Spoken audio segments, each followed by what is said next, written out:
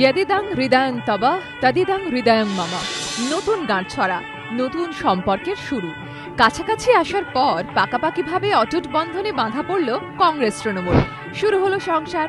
রূপকথার জগতে গা ভাসালো দুজনেই, কিন্তু মধুচন্দ্রিমা বেশি দিন স্থায়ী হয়নি। একদা অটুট বাঁধন কিছুদিনের মধ্যেই আলগা হতে শুরু করে।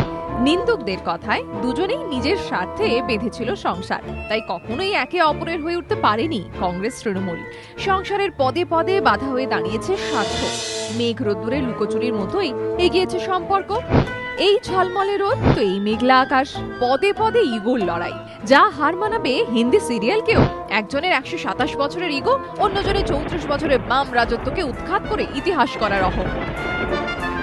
সংসারে প্রথম বড় সংঘাত তিস্তা ইস্যুকে ঘিরে। নদী নিজের গতিতে বয়ে চললেও সেই জলধারায় একসঙ্গে বৈঠা বাইতে পারেনি মনমোহন সিংহ, মমতা বন্দ্যোপাধ্যায়।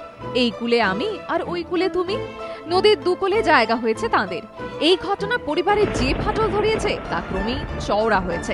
মনমোহনের সংস্কারের পথে বাধা হয়ে দাঁড়িয়েছেন মমতা। চিদম্বরমের স্বপ্নের এনসিটিসির বেলুনে পিন ফুটিয়ে দিয়েছেন তৃণমূল নেত্রী। পেট্রোপণ্যের মূল্যবৃদ্ধিতে বারবারই ক্ষুব্ধ তৃণমূল সংসার ছেড়ে চলে যাওয়ার হুমকি দিয়েছে। কোনো রকমে তাকে ডেকে বুঝিয়ে সুঝিয়ে শান্ত করেছে কংগ্রেস। সংসার না ভাঙলেও চওড়া হয়েছে ফাটল।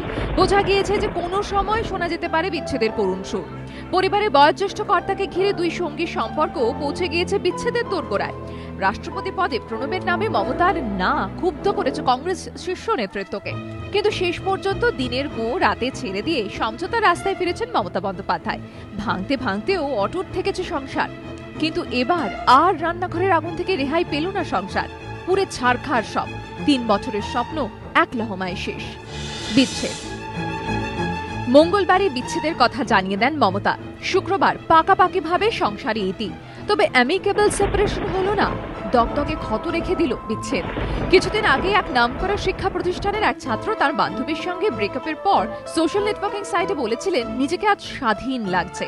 কংগ্রেস তৃণমূল বিচ্ছেদে দুপক্ষই এতটা বল্গাহীন না হলেও দুই শিবিরই ফুরফুরে মেজাজে। এবিপি আনন্দ।